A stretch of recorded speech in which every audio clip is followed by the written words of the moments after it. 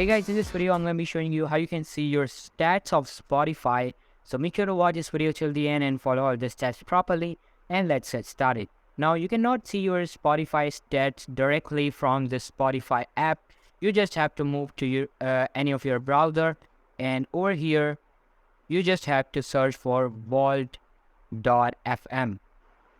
Right here, just go to the first given link and just sign in with your Spotify account.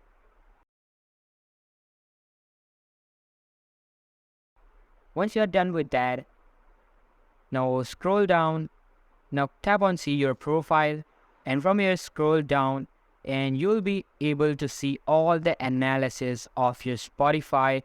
Here you can see we have all the stats. Here you can see I have all the stats of my Spotify account. So that's how you can see your Spotify account stats. If you found this video helpful guys, then make sure to give this a huge thumbs up. Subscribe to the channel. Thanks for watching.